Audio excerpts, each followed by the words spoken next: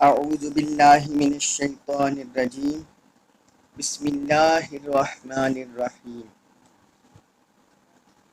لہو لا لیے ہو اس کے یعنی اللہ کی طرف اشارہ ہے لہو اس کے لیے ہے دعوت الحق دعوت الحق کی حق کی لہو دعوت الحق اسی کے لیے حق کی دعوت ہے والذین اور وہ لوگ یدعون جو عبادت کرتے ہیں من دونہ اس کے سوا والذین یدعون من دونہ اور وہ کافی لوگ جو اس کے سوا کی عبادت کرتے ہیں یعنی معبودان باطنہ کی لا یستجیبون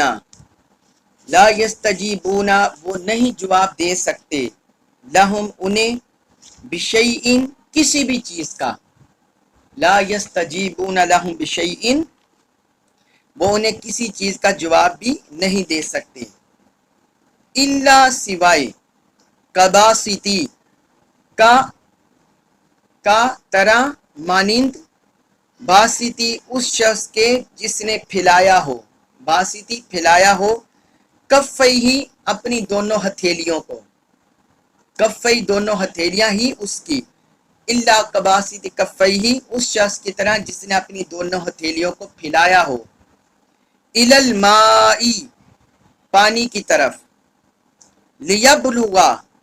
لیبلغا تاکہ وہ پہنچ جائے فاہو اس کے منہ تک تاکہ وہ پانی اس کے منہ تک پہنچ جائے وما اور نہیں ہوا وہ ببالغہ اس تک پہنچنے والا وما ہوا ببالغہ اور وہ پانی اس تک پہنچنے والا نہیں وما اور نہیں ہے دعاء الکافرین کافروں کا دعا کرنا کافروں کا اس طرح عبادت کرنا بتوں کی اور اس طرح ان سے مانگنا الا مگر فی ضلال گمراہی کے وما دعاء الکافرین الا فی ضلال اور اسی طرح کافروں کا بتوں کی عبادت اور ان سے دعا کرنا گمراہی میں بھٹکنے کے سوا کچھ نہیں اس آیت مبارکہ میں اللہ رب العزت نے جو لوگ معبودان باطلہ کو پوجتے ہیں ان کی عبادت کرتے ہیں اور ان سے منتیں مانگتے ہیں مرادیں مانگتے ہیں ان کی اللہ رب العزت نے ان کی بے مائیگی اور ان کی کمتری اس کو ذکر کیا ہے کیونکہ پچھلی آیات میں اللہ تعالی نے اپنی ذات پر دلائل کو ذکر کر دیا سماوی دلائل بھی زمینی دلائل بھی اب یہاں اللہ تعالی نے ان کی حقیقت کی کلی کھول دی ہے جو اللہ تعالی کے سوا دوسرے معبودان باطلہ کی طرف جاتے ہیں تو اللہ پاک نے فرمایا ان کی بے بسی اور بے مائیگی فرمایا لہو دعوت الحق اسی کے لیے حق کی دعوت ہے یعنی یہ اشارہ ہے اللہ کی طرف کہ یہ جو توحید کی دعوت ہے یہ اسی کے لیے ہے وہی وحدہ لا شریک ہے اور وہی معبود برحق ہے والذین یدعون من دونہ اور جو لوگ اس کے سوا کسی کی بھی عبادت کرتے ہیں لا یستجیبون لہم بشیء وہ انہیں کسی بھی چیز کا جواب نہیں دے سکتے میں نے آپ کو بعض لیکچر میں پچھلی صورتوں میں بتا چکا ہوں کہ جس وقت دعا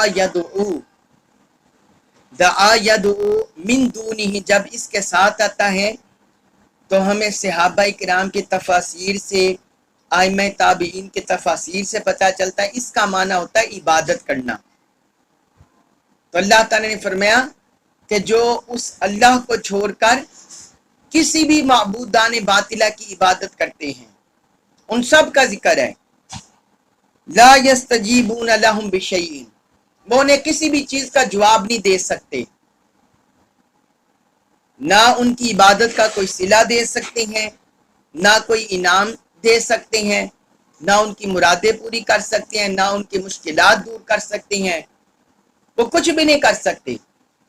फिर आगे अल्लाह रब्बुल इज्जत ने उनकी मिसाल जिक्र की, इल्ला कबासिति कफ़ैहि इलल मा, मगर ये जो माबूदान बातिला को बुलाते हैं, पुकारते हैं, इबादत करते हैं, वो उसी तरह जो बंदा अपनी दोनों हथेलियों को पानी की तरफ फैलाए, लियबलुगा फाहु, ताकि पानी उस तक पहुंच जाए, वमा हुआ बिबालिगी, और इस तरह तो पानी उस तक पहुंचने वाला नहीं है। आप ये देखें कि कोई बंदा कुएं के पास खड़ा है या किसी भी नलके के पास खड़ा है, टूंटी के पास खड़ा है, किसी के पास भी पानी वाली जगह के पास खड़ा है, वो अपने दोनों बाजू ऐसे फैला दे, तो क्या ऐसे करने से पानी उसके मुंह तक पहुंच जाएगा? नहीं पहुंचेगा। जब तक वो बकायदा चुल्लू भरकर अपने मुंह तक हाथ को नहीं ले जाएगा, उस वक्त तक पानी नहीं पहुंचेगा। तो अल्लाह रब्बुल इज्जत ने यहां जो माबूदान बातिला को पूछते हैं और जिन माबूदान बातिला की इबादत की जाती है, उन दोनों की बेमायगी का जिक्र कर दिया है। फिर इस तमसील से अल्लाह ताला ने ये फरमा दिया कि जिस तरह पानी किसी को देख नहीं सकता, किसी को सुन नहीं सकता, किसी को जान नहीं सकता, किसी की फरियाद पूरी नहीं कर सकता, प्यासा चाहे उसके पास खड़ा हो लेकिन पानी अजहुद उसके मुंह तक नहीं जाता, तो उसकी फरियाद पूरी नहीं कर सकता, उसकी जरूरत पूरी नहीं कर सकता। इसी तरह अल्लाह रब्बुल इज्जत ने फरमाया कि जिस तरह कोई प्यासा पानी के करीब खड़ा, वो पानी उस तक नहीं पहुंच सकता, अजहुद, इसी तरह इन माबूदान बातिला का हाल है। ये जितने भी बुतों को पूजते हैं, असनाम सनम परस्ती करते हैं, ये बुत भी ना इन्हें सुन सकते हैं, ना इन्हें देख सकते हैं, ना इन्हें इनकी फरियाद पूरी कर सकते हैं और ना इनकी जरूरतें जान सकते हैं। वो खुद बेहिस्सो हरकत पड़े होते हैं और उन्होंने खुद अपने हाथों से इन्हें बनाया होता है। तो जिस तरह वो बंदा बेबस होता है कि पानी अजगूद उस तक नहीं पहुंच सकता, इसी तरह ये भी बेबस होते हैं। तो अल्लाह ताला ने फरमाया इनके माबूदा ने बातिला, वो कोई इनको जवाब नहीं दे सकते, ये बस उसी प्यासे की तरह जो बस अपना हाथ पिलाए खड़ा हो जाए। फिर आगे फरमाया वमा दुआउल काफिरीना इल्ला फी दलाल, और इसी तरह काफिरों का ये माबूदा ने बातिला की इबादत करना सिवाय गुमराही के कुछ नहीं, यह सिर्फ गुमराही है। ये इनकी अपनी अकल से तराशीदा, खुद तराशीदा एक मन गरत और इख्तिरा है जो इन्होंने रब के मुकाबिल में एक माबूद बातिल को बना लिया है, पर मैं ये गुमराही के अलावा और कुछ भी नहीं है। इसके बाद है सूरत ar-रअद आयत नंबर 15, उसमें इरशाद फरमाया वलिल्लाही, और अल्लाह के लिए, यस्जुदु सजदा करता है, मन जो भी है, फिस समावाती आसमानों में, वल अर्दी और जमीन में। वलिल्लाही यस्जुदु मन फिस समावाती वल अर्द, और जो कोई भी आसमानों और जमीन में है वो अल्लाह के लिए सजदा करता है, तौअन खुशी से, वकरहन और मजबूरन, बाद खुशी से सजदा करते हैं, बाद मजबूरन। वज़िलालुहुम, और इनके साए भी, ये जो माबूदा ने बातिला के पीछे पीछे चलते हैं कुफार मुशरिकीन, इनके साए भी, बिलगुदुवी, सुबह, वल आसान, और शाम को, वो भी, इनके साए भी उसी अल्लाह को सजदा करते हैं। ये सूरत ar-रअद की आयत नंबर 15, ये आयत सजदा है। तो आपने चूंकि आयत सजदा सुननी है, इसलिए आप में से हर एक ने बाद में सजदा कर लेना है। اب اس آیت مبارکہ میں اللہ رب العزت نے کل آسمانوں اور زمین میں کل مخلوق کا عمل بتا دیا کہ جو کچھ آسمانوں اور زمین میں ہے ہر کوئی اللہ کو سجدہ ریز ہے. یہ اللہ تعالیٰ نے حقیقت اس آیت مبارکہ میں ذکر فرما دی.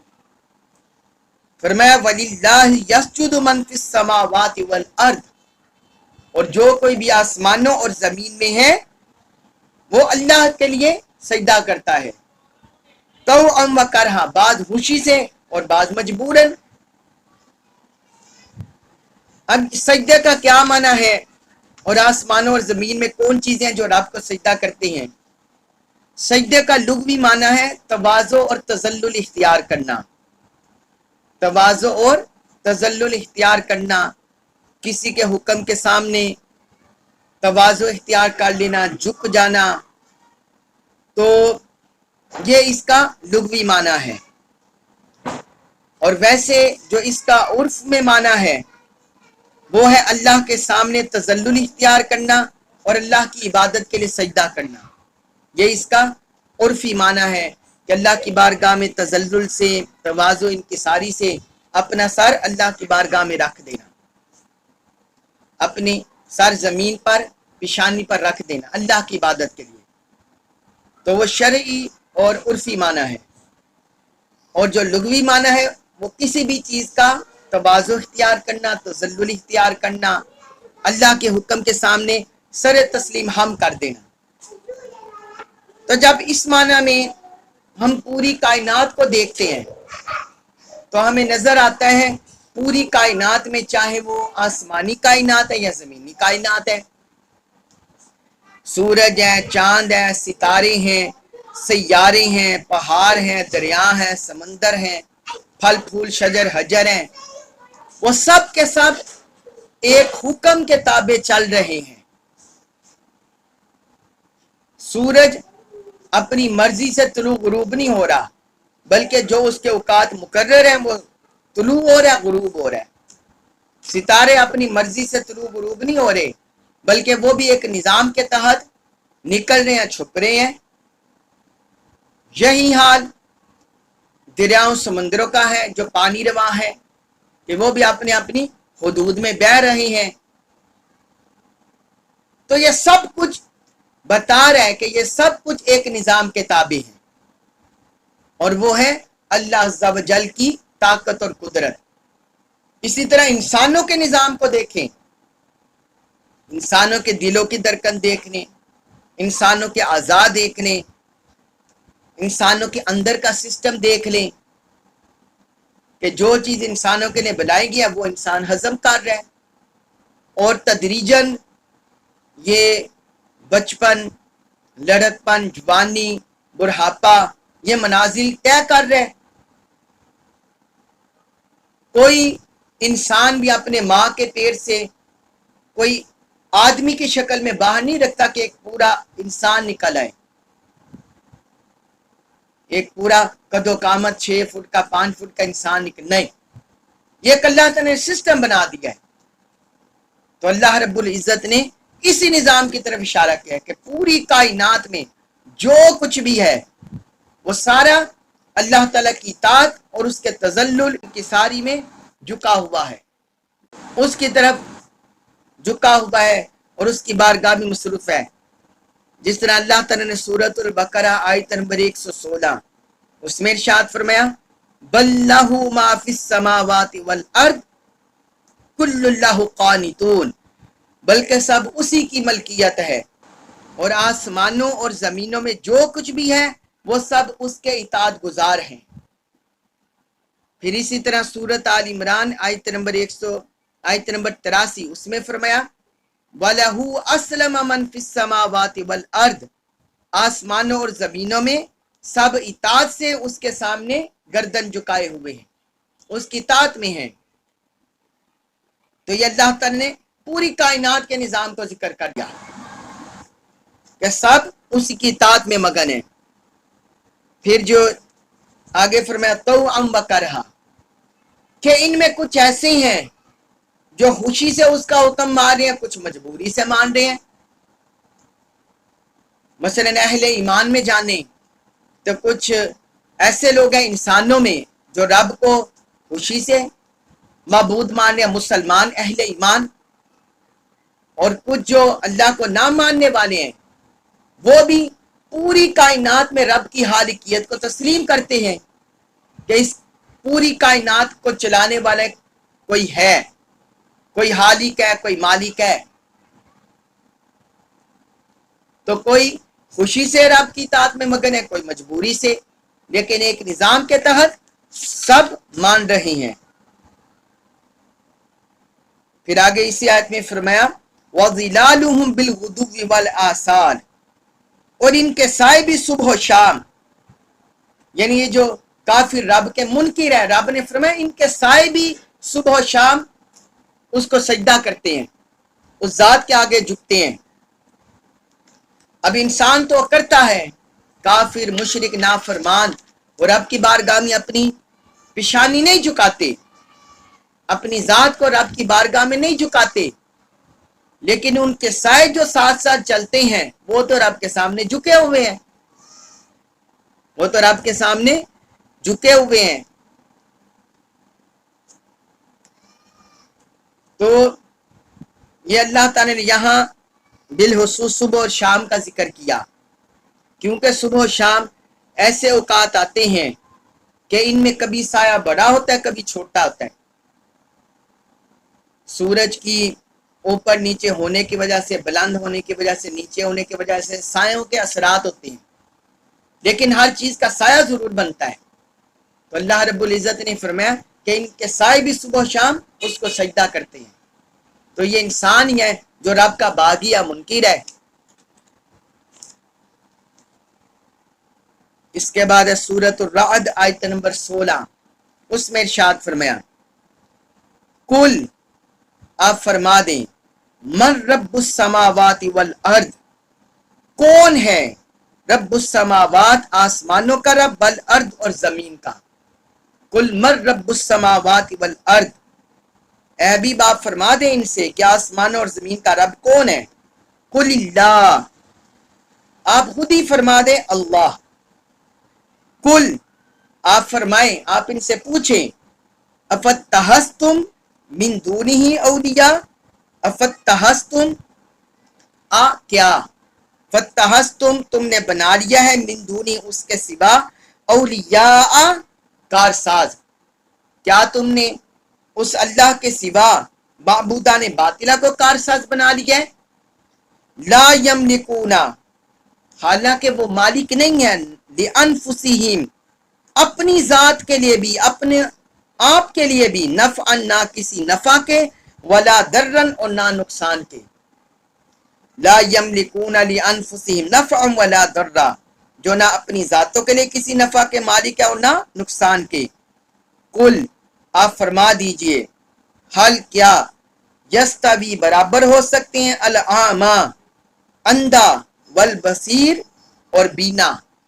قل حل یستوی الاعمی والبصیر، آپ فرما دیجئے کیا اندھا اور بینا برابر ہو سکتے ہیں، ام یا حل کیا تستوی برابر ہو سکتے ہیں، الظلمات تاریکیاں، والنور اور روشنی۔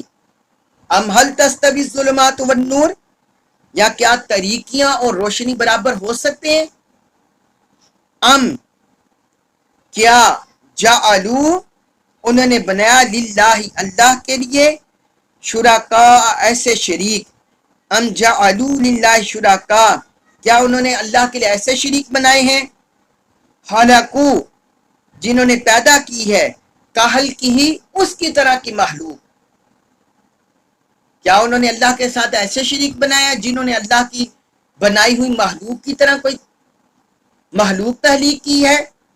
فتشابہ، سو تشابہ ہو گیا ہے، مغالطہ ہو گیا ہے، الحلق مخلوق کا، علیہم انہیں، فتشابہ الحلق علیہم، سو ان بتوں کی پیدا کردہ اس مخلوق سے ان کا تشابہ ہو گیا ہو۔ قل اللہ، آپ فرما دیے اللہ ہے، خالق کل شیء، ہر چیز کا۔ قل اللہ خالق کل شیء، فرما دیجئے اللہ ہی ہر چیز کا خالق ہے، وہوا اور وہی ہے، الواحد ایک، القہار سب پر غالب، وہو الواحد القہار اور وہ ایک ہے، وہ سب پر غالب ہے۔ اب یہاں اللہ رب العزت نے ان کافروں سے، بت پرستوں سے، مشرکوں سے ایک ایک چیز کی حقیقت ان کے سامنے رکھی ہے، ان سے سوال کیا ذرا بتاؤ تو صحیح کہ جن شریکوں کو تم رب کے مد مقابل لے آئے ہو، ذرا ان چیزوں کے جواب دو۔ ان کے پاس کوئی جواب نہیں، کیونکہ حقیقت یہی ہے جو قرآن بیان کر رہے ہیں۔ تو اللہ تعالیٰ نے فرمایا اپنے حبیب کی زبانی، قل من رب السماوات والارض، اے حبیب آپ پوچھئے ان سے کہ آسمانوں اور زمین کا رب کون ہے۔ رب کا مطلب ہے کسی چیز کو تدریجاً پروان چڑھانا، اس کے کمال تک پروان چڑھانا، کمال تک نشو و نما کرنا، اس کی پیدائش سے لے کر اس کے کمال تک اسے پروان چڑھانا، اس کی پرورش کرنا۔ تو فرمایا یہ جو اتنا آسمان اور زمین کا رب، جو اتنا آسمان اور زمین کا نظام قائم ہے، بتاؤ اس کا رب کون ہے؟ کیا یہ تمہارے ہاتھوں کے بنائے ہوئے بت ہیں؟ کیا یہ گائے ہیں جس سے تم پوچھتے ہو، یا ستارے ہیں، یا سیارے کون ہیں؟ قل اللہ، اے حبیب یہ بولنے والے نہیں، اب خود ہی فرما دے اللہ ہے۔ قل فتخذتم من دونہ اولیاء، اب آپ ان سے پوچھے کہ اللہ کے سوا جن معبودوں کو تم نے کارساز بنا لیا ہے، ان کی حقیقت یہ ہے لا یملکون لانفسہم نفعا ولا ضرا، کہ وہ تو خود اپنی جانوں کے لیے، اپنی ذاتوں کے لیے نہ کسی نفع کے مالک ہے نہ نقصان کے۔ وہ نہ اپنی ذات کو کوئی نفع پہنچا سکتے ہیں، نہ اپنی ذات سے نقصان کو دور کر سکتے ہیں۔ انہیں کوئی بندہ پکڑ کر توڑ دے، مروڑ دے تو کچھ بھی نہیں کر سکتے، تو اپنی ذاتوں کے لیے نہیں کر سکتے، تو پھر تمہارے لیے کیسا کر سکتے ہیں؟ تمہارے لیے نفع کہاں سے پیدا کر سکتے ہیں؟ تم سے نقصان کس طرح دور کر سکتے ہیں جو اپنی ذاتوں کے لیے ایسے مالک نہیں ہیں؟ قل هل يستوي الاعمى والبصير، اے حبیب آپ ان سے پوچھے، فرمائیں هل يستوي الاعمى والبصير، کیا اندھا اور بینا برابر ہو سکتے ہیں؟ اب یہاں اللہ تعالی نے اندھا اور بینا کیوں ذکر کر دیا؟ ام هل تستوي الظلمات والنور، کیا تاریکیاں اور روشنی برابر ہو سکتے ہیں؟ یہ کیوں ساتھ ذکر کر دیا؟ اس لیے کہ یہ دلائل بالکل واضح ہیں، یہ دلائل جو اللہ رب العزت نے ذکر کیے یہ بالکل واضح ہیں، تو یہ آنکھوں سے نظر آنے والے ہیں۔ جس کو اللہ تعالی نے عقل و شعور دیا ہے، فہم دیا ہے، اس کو نظر آنے والے ہیں، اور جس کو بینائی نہ ہو، جو جاہل ہو، اور تو وہ وہی نبینا ہوتا ہے۔ اس لیے اللہ تعالی نے یہاں بینا اور نبینا کا ذکر کر دیا، کہ جس کو ذرا بھی عقل و شعور ہو وہ جان لیتا ہے، اور جو جاہل ہو وہ نبینے شخص کی طرح ہے۔ تو ان دلائل کو جاننے والا وہ بینا شخص کی طرح ہے، اور ان دلائل کو رد کرتے وہ نبینا کی طرح ہے، جسے حقیقت حال نظر نہیں آ رہی، جو سرخ و سفید کے درمیان فرق نہیں کر سکتا، چیزوں کے ذائقے کے درمیان، رنگوں کے درمیان فرق نہیں کر سکتا، تو فرمایا کیا بینا اور نبینا برابر ہو سکتے ہیں؟ اور کیا تاریکیاں اور روشنی برابر ہو سکتے ہیں؟ کیونکہ روشنی اسی کے پاس ہوتی ہے جس کو اللہ تعالی نے عقل، فہم، شعور دیا ہو، اور جو اندھیروں میں ہی رہنے والا ہو وہ کیسے روشنی پا سکتا ہے؟ تو طریقیاں اور روشنی بھی برابر نہیں ہو سکتے۔ طریقیاں کیا ہے؟ جہالت کی، کفر کی، شرک کی، ضلالت کی، گمراہی کی، یہ طریقیاں ہیں۔ اور نور کیا ہے؟ ایمان کا نور، اللہ اور اللہ کے رسول کی معرفت کا نور، قرآن کا نور، ہدایت کا نور، فرمایا یہ بھی برابر نہیں ہو سکتے۔ پھر فرمایا ام جعلوا للہ شرکاء خلقوا کخلقہ فتشابہ الخلق علیہم، جن معبودوں کو یہ پوج رہے ہیں کیا انہوں نے اللہ کی مخلوق کی طرح کوئی مخلوق پیدا کر لی ہے کہ اس مخلوق کو دیکھ کر وہ رب کی ربوبیت، رب کی خالقیت انہیں متشابہ ہو گیا، مغالطہ لگ گیا ہے۔ انسانوں کی طرح انہوں نے کوئی اور انسان بنا لیے ہیں، چرند پرند کی طرح کوئی اور بنا لیے ہیں، فرشتوں کی طرح، حیوانات کی طرح کیا انہوں نے کوئی اور مخلوق پیدا کر لی ہے؟ کوئی مکھی بنا لیا، مکھی کہ جو انہیں دیکھ کر یہ لگا ہے کہ یہ بھی معبود ہے؟ تو انہوں نے تو کچھ بھی نہیں کیا۔ آپ یہ دیکھیں منطقی لحاظ سے اللہ رب العزت نے کیسے دلائل دیے ہیں۔